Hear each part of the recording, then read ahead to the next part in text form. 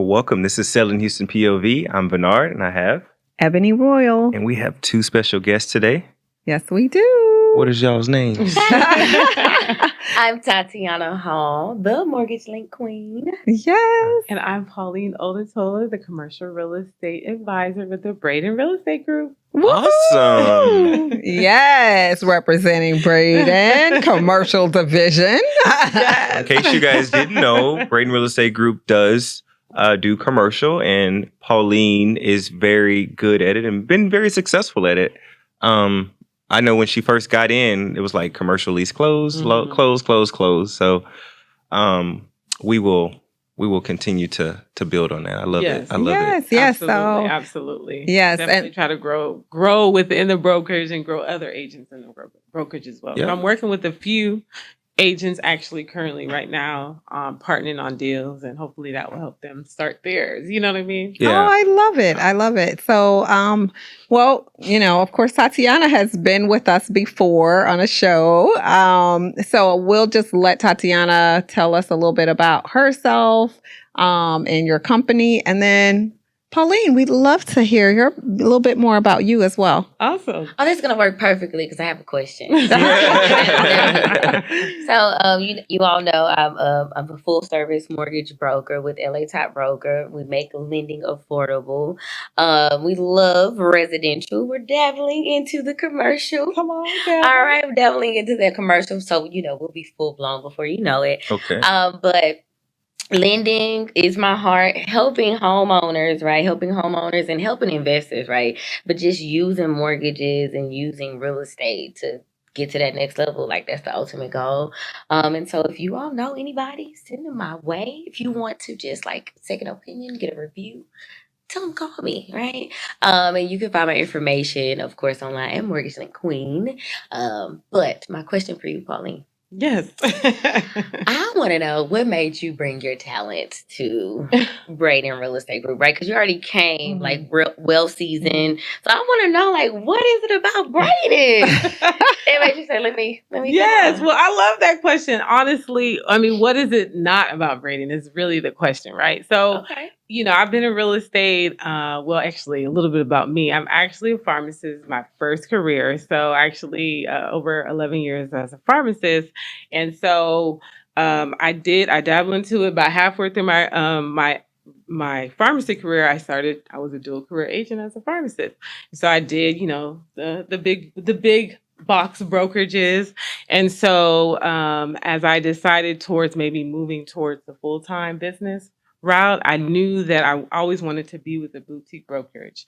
And so because it's just the family feel and things like that. And so luckily, my colleague, Miss Jaquita Martin, so we went to pharmacy school together. And so that was how that connection went. I always knew it was going to be boutique brokerage. I didn't know what. And so once I found out about this, and I really was intentional about joining a Black-owned brokerage, and I had to be with the best. So Braden was it. That was it. I love it. There was nothing more, nothing less. We promise she did not practice that before. That was a random question Tatiana asked, and I love the response. And I agree with you. 100%. Not only did I love the response, like I didn't know any of that. Like it's all a surprise to me. So thank you for asking that question. Yes, absolutely. So that's pretty much what it is about it. And so, I mean, as we know, our broker and co-owner, Ms. Nikki and Dramisha, I think, it's a family-oriented brokerage. I'm family oriented. I also run a family operated, home health as well. So I also have another business that I operate as well. But I'm just into that. And then I just love the Black excellence, though I hate saying that because I just believe it's excellence. Period. But we're excellent. But at the same time, just acknowledging that as well. So that's it. I mean, and I feel, at home here, and I just love what it continues to evolve, and it continues to try to strive for the next level. So that's pretty much why I'm here, to be honest with you. And thank you so much, for pouring into these agents and partnering with them and teaching them the ropes. Like before you do it, before you know it, we will have a whole division that you will. I think it'll be great. There's a lot of entrepreneurs out here that want big box places. Thank God our business don't require a big space. It's all virtual Yes. for now. For now. For now, you never know if you guys want to do a studio. The Hello? studio. Don't start him. I know. I'm sorry. Get the Or real- warehouse. Let me tell you how our day goes. Like 7:30 in the morning. Ring, ring. Hey, good morning. Good morning. Hey, I have an idea. I've been thinking. You just woke up. And I'm like, Thinking about it yourself. I did not wake up. I'm leaving the gym. I'm calling her. I just then left I'm the like, gym. how much is this going to cost me? Okay. Because this one has a bright idea every 2 minutes and it's not free ever. Oh, nothing's free in life now. We all know that. Oh my God. That Mr. Tesla himself. Okay. Right. Oh my God. That is wow. Yes. Well, I mean, that's the joy of being an entrepreneur. Always having new ideas and being able to do that, So Yeah. I love that. And being what able you to guys are put it doing. down and because there's so many people that think about it, right? But they're never They don't able to do anything with it. Yeah. And it's just like a thought. I don't want to just think. Let's You wanna do. Oh, yeah. Execute. First of all, Yeah. that's where the money is. Yeah, let's That's, do. that's where the money That's where the is. money And I, is. he says this all the time. He goes, Ebony never tells me no. And it's because I feel like everything can be done, like I'm not a no person. I'm a let's see how we can get it done, and I feel like that's where success comes from. People who take that no route or, just stand in the place of trying to figure out why it can't happen, then you're not going to see that success. Yes, the answer is yes. How can we make it happen? That and process oriented, right? So I called her. I said, the guys need a cell phone. They need data. She's like, really? They do? I was like, yeah, they do. Mm-hmm. Yesterday, the guys need a MacBook. Who are the guys, by the way? The photographers What photographers of Snap House, right? Snap House Houston, right? So Yeah. I'm always process like, hey, we need this, and why do we need it, right? Right. And before I call her, I always have a like, hey, right now what are we about 2 appointments a day, 3 appointments a day, Yeah, almost. but wait, let's rewind because we need to tell the audience what we're talking about. Oh, okay, Yeah. okay. Yeah, so remind them what it is that So we Ebony are and in I the launched a real estate photography company, 7-Eleven, and July 11th. Yeah. There was no magic behind the date. It was just happened to be the second Monday of July because the first week of July, the world is asleep and vacationing. Been like that my whole life, and it will be like that until I leave the world. So that was the second Monday, and that was the day we launched.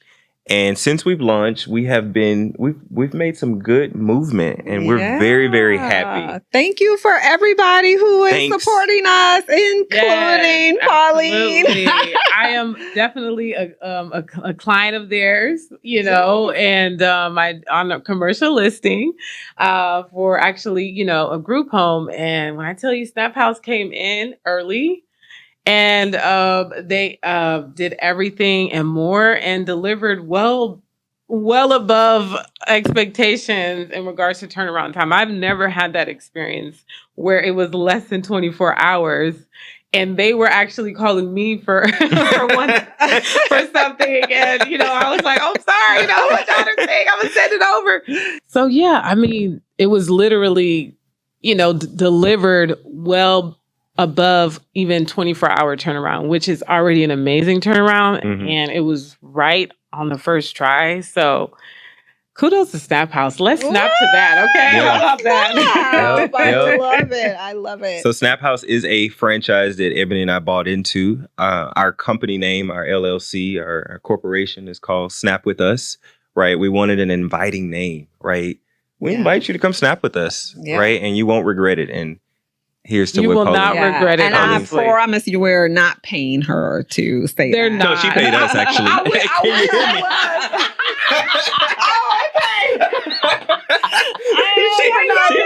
Reverse advertisement. I love it. It's a testimonial. It's a testimonial. Yeah. Hey, He is quick with it. Okay. So, but no, we appreciate. But as we grow, right, we always want to make sure that we have the best stuff for our clients, but also the best stuff for our people, so that they can do their job efficiently. Yes. and not have to wonder and worry or stress. Right. So that's part of why Bernard was saying that they're They need a cell phone and they need a MacBook. Yes. Mhm. So They getting it. Okay. again, every morning he's He's like, always trying to find more ways. money. Like, hey, we need this. I'm like, between you and Teddy, man. Oh yeah, our photographer Teddy, he is quick with it. Like, oh, we need XY. Sir, Yeah. How Let hard me was do it that. to find? How hard was it to find a good quality photographer? you know, Pauline asks the same thing. So typically when somebody opens a new business in a field that's already thriving, right? Real estate photography is always have been thriving and will continue to thrive. Absolutely. You would have people start up a company and steal from others. Mhm. We didn't steal anybody. You know, we hired someone that had recently graduated TSU. Shout out to TSU over here creating excellence. And Ebony and I put our heads together and we were just trying to figure out, like, how can we do this in a really good way? How can we help others, right? How can we create something that's great and grow it, right? And honestly, I think we got lucky. We completely got lucky. I was Let's in just Dubai. say. And it was 1 a.m. Dubai time, okay? Mhm. And I said, Ebony, I understand. It was like 8 o'clock over here, 7 o'clock. I said, Ebony, I'm not going to sleep until we get this figured out. Yeah. And she said, I had an interview. And I said, I need to know everything about the interview right now. Yeah. I'm in my Uber. I just going told back him. to my Yeah. hotel. Yeah. After I had the interview with him, I was like, this is it. I'm like, I'm so excited about this candidate. Like, you're hired. But not only that, the fact that it's working out above and beyond. I am superstitious. I want to knock on wood. Okay, knock on wood. Yeah, I got you. But yeah, he's very committed to his role and he's committed to the company. And we're excited to have him for sure. And we do have another photographer who is on board as well, but he's going to be transitioning from his job into full-time. Yeah, we gave him a good 30 days so that he didn't, go cold turkey without, pay. Yeah. But we're confident that things are picking up to a point where his services will be required. Absolutely. Yeah. Good. Yeah. That's great. Congratulations, C. And the cool thing is we get to preview listings before they hit the market. Mm-hmm. So that was a very smart investment, right? Was that intentional? I would hope so. Well, the intentionality behind it was that we're in real estate. We love what we do. Yes. And we want to be a part of it in all aspects if possible. Absolutely. And it's a perk. I mean, it's just a perk. Yeah. Okay. And you will always need It just made pictures. sense. You will always need real estate photography. It made sense. Yeah. It's a perk. Yep. Okay. I like that. And that's one thing about, in an entrepreneur, I think that's those that are able to diversify within entrepreneurship is when you do things that are related within your business. It really does make it a lot easier to grow and expand versus when you're doing like two different things. You know what I mean? So I think that you guys made a good decision with that because it's related and it's not so far off from what you already do in your main roles. And it's something you see and do every day. Exactly. Yeah. So it's like I already hired people to do it. So why can't I be the person, Right. Yeah. Well, this is a good segue into our topic today. Obviously we do real estate full time. And now we have another business that we are, incorporating. So on the commercial side, I mean, there are a lot of people that have multiple facets of business. Mm-hmm. And so tell us a little bit about the commercial side of things. Like, just share whatever you want to share about it that we may not know as residential real estate agents, but also to the public. Well, I mean, what is commercial real estate? I guess, you just want to start with that. I mean, the easiest definition is anything that's not residential. However, there are there's several different segments of commercial real estate. So, that can be anything from, the office buildings you go into, if you're going to an office space, whether it be a retail strip, when you're going to go get your nails done, or or even multifamily when you're living in your apartment complex. So there's different types of, commercial real estate that also including hospitality. That's, hotels, things like that, or even special purpose, going to churches, things like that. So commercial real estate is very diverse within of itself. And so, but one thing that makes commercial different is obviously, in the capacity is it's typically a business or corporation that's purchasing it or leasing it. So that's really one of the major differences between residential and commercial in regards to the individuals that are doing it. It's mostly, corporations or businesses such as Snap House or anything like that. We are in a commercial building, Morrison Queen. We got our title companies. So I mean, we literally are born in a commercial building, when we're born in the hospital, So commercial real estate is really literally all around us. And so I love commercial real estate. I still do a little residential. I consider myself a residential agent, but I love commercial because residential. I had the process. I was like, did she mess that up? Oh my goodness.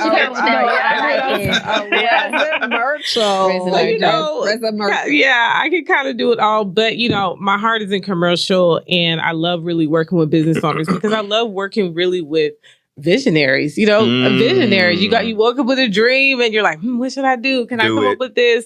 That is so enticing to me, and so for me to even transition from that to, the business world and being full-time business, I also run, a home health agency, Chemic Healthcare Services. And we actually own a commercial building, an office condo. And so, I love it, for that reason. It's just so many things that we can do within it. And so homes are amazing. Obviously, homes, we need them. Yeah. But, I love working with visionaries. I work primarily with small business owners, those that are trying to start. And so that's where I get my joy. Just like you love connecting homes, I love connecting business owners and making that dream a reality for them and then that also can possibly show growth. Because sometimes you may be starting from home, as you should be, right? But sometimes, like I'm working with someone, who and sometimes I'll work to them like, hey, let's make sure your revenues are there. But that's just show of growth that you're getting your own that's space. Exciting. That's exciting. So it is like your business home. And so that's really exciting because I love working with visionaries. I love it, honestly. So it may not be my vision, but I love being a part of your vision and being part of that success story. And so that's really where my passion is in commercial real estate. I love that. Yeah. So what are some of the differences that you find? Like what makes you, I know this is the visionary part of things, but what's the biggest difference between like residential and commercial? Aside from the ownership. The fact that it's a business. The business. Obviously, the type of real estate that you're doing, there's just, when you're purchasing, it really depends from a lease perspective, So let me ask this. Yeah. What about like financial side? And maybe let's talk about that. So maybe you both can chime in. Yeah. So one of the major differences, particularly with purchasing, is there's different types of loans in commercial real estate. So there's investor loans and then there's owner-occupied loans. So owner-occupied loans, typically like SBA products, things like that, 7A loans, that's kind of where you can get the lower 10 to 15% down loan options. And so that allows you to be, just like a home, basically, where you either operate your business in the space that you own. So you own your own building, right? So that's an owner occupied type of scenario. And there's different caveats to that. And then there's just a typical investor loan where it's straight investors. It's meant for other people to either lease the space or other, renters to rent, and for multifamily rent the space, different things like that. So that's kind of where it is. And the biggest difference really comes down to the cash on hand. So typically, 20 to 25% down. So there's no down payment assistance for commercial? You ain't got no money, you can't get no business, huh? So you want to be in commercial, you gotta, your money gotta, put your money where your mouth is. Or if you want to own in commercial, Yes. right? So it's still an avenue for real estate agents and leases, right? Yes. You can still do that aspect. But again, right, you said something real pertinent at first, right? You want to start your business at home, right? Like make sure your business is solid. Like you should not be trying to purchase a building and you just got your hairstylist license 2 months ago. Or your right? LLC last week. Yeah, right. Like, it sounds like that happens a lot. Based on Can we push a button over there? Are you triggered, Pauline? Push the button. Pauline, are you triggered? Are you triggered? So, I love working with visionaries, but at the same time, an idea and a business plan and an actual viable business are two different things. You know what I mean? Yeah. And so a lot of times people may have the idea that they want to open up an event space and they, obviously you need a venue for that, but you really need to have a viable business plan, a business name registered, like have the plans in place. How are you going to create revenue? Have a marketing plan, things like that. So have a viable product. There's different ways you can do it. Do pop-up events to have a viable thing. Do you even like this? So there's different things. And so one thing I can say, particularly in the lease perspective, even with purchases at times, but typically purchasers know a little bit more, but leases, they come up with an idea and they're like, I want to get a space. And that's not really the first step. That's just not the first step. I'm just going to be honest with you. Yeah. So even if your business requires real estate. So I love that. And that's what we need. We need, In the residential world, when someone has a space for lease, a home, a duplex, or what have it, a condo, whatever, for lease, typically, most of the time, the consumer reaches out to the listing agent. What is your advice to people that are wanting and they're inspired to have their own shop, right? But they're shopping at Kroger and they leave out and they see a number for lease sign. What's your take on that? I mean, a lot of people do that. You're going to see the signs everywhere. You want to have representation. There we go. At the end of the day, the listing agent is representing the landlord. And so you have to understand, and anytime you are going to be in a space, think about who you're calling and who they're representing. And that's really kind of all around the board in both residential, to be honest with you. Who are they representing? If you're calling the listing agent, then that means that they are working with the landlord. So they have the total landlord's interest at heart. So you want to get someone that can be solely representing you. I actually had a client did that and they were so happy about it, but they were smart and they actually contacted me because they were referred by a previous client. A lot of my business comes from referrals. And so, and after the whole transaction, the listing agent told them they couldn't get this, couldn't get this. And I got them everything that they wanted and more, rent abatement. They were able to get a reduced rental rate. They were able to get, different things. And there's different strategies within commercial in regards to the, negotiation strategies. So, and I wasn't surprised because the listing agent is representing the landlord. She wants to make sure the landlord doesn't have to do much to be able to get you in the space. And so if you don't even know what to ask, then you're going to take it and you're going to deal with that. On my way here, I just got a call from a tenant I did not represent, but she's having issues. She didn't have representation and now there's issues with the building and she may have to terminate her lease early, because there's different things that happen within commercial spaces, which we can talk about in regards to responsibility as you as a tenant, because that's a really big one. And I do want to talk about that. Yeah. Those AC issues, those AC. That was one of my reasons. Like, you know what? I think I'm gonna hang this up and I'm gonna go and do real estate. Yeah. Can we? Because we don't have a whole lot. We of time, don't, and I don't want to take too much because we definitely want to talk about the lending perspective. Yeah. But as a tenant, it does really depend on the asset type, and that's why I want to tell you. Office, you kind of are that's probably the easiest or the most closest to like landlord. Hey, light bulb was out, that type of thing, where you kind of have that. They have a maintenance person. Maintenance person. You kind of get baby. That's what I like to say. To be honest with you.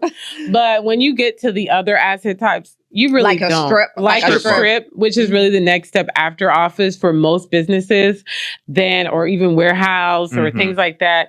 You're really on your own, and that's because you're in a triple net lease. Mhm. So triple net lease, basically means that you're paying the base rent and you are also paying a portion proportionate to your actual space and your space of taxes, insurance, Mhm. as You're well responsible as for the your own light operating bill. expenses, as well as your operating expenses of the building. So what does that mean? The parking lot, you're paying a part in your rent and part of your total monthly rent of making sure that the parking lot is fixed, or the lights, in the corridor hallways, of the strip.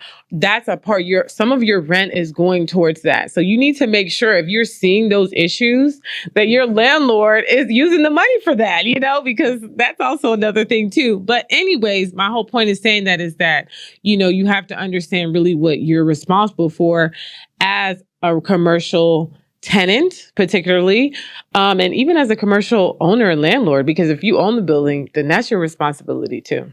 I love that. Yeah. Oh, such good information. Mhm. Yes. Mhm. All A lot right, of people so- don't really know. They don't. Yeah. So Tatiana, speak to us a little bit on the lending side. Like what do you advise? We want to buy a building. What does that look like? I get that question Yes. so Yeah. frequently. Mhm. It looks like, for what? That's the number one I question. don't know. I just want to buy a building. For what? What do you want to do with the space? And no, genuinely, I get that response. Like I don't know, and it goes back to we have to have a plan, right? Mhm. Because when we're looking at those options, she mentioned, right? It depends, right? If I'm getting a strip center, will there be tenants there? Is it Mhm. already leased? Do you have someone like with a potential lease? Mhm. Will there be an anchor client there, right? Where I know that they'll sign it. Wait a second. We gotta No, go let's talk about backwards. anchor. What is Yeah. an anchor? I know what it is, but I'm gonna let's Yeah. go ahead, Pauline. So an anchor client is like a big major retail client. For example, Kroger is an example of an anchor tenant. HEB is an example of an anchor tenant. So obviously those are big names that are going to draw in foot traffic into that strip.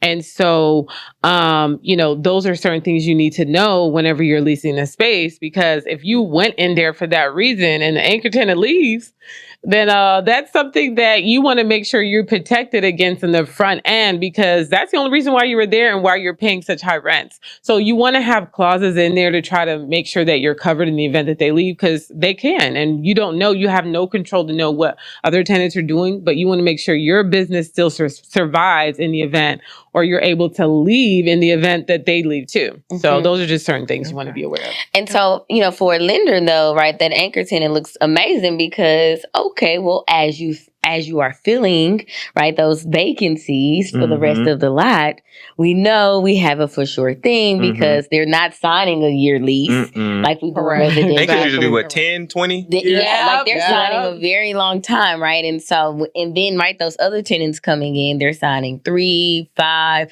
7, so they're signing for longer periods of time. And so you want to have yourself positioned so that you are looking attractive to the investor, right? Because the investor is going to be the bank, right? Or the person that I'm going to broker the deal with. Okay. So you want to make sure that you're looking attractive, and you have to have some cash. Like there is. So, I have a true or false question. So you finish your statement, and then I have a true or false question for you. Okay. Well, I'm just going to say there's no down payment assistance, right? Like not in commercial, because at this point it's time to get with it or get on to something else. So what's your question? So true or false, to purchase a commercial building, it is a lower interest rate than residential.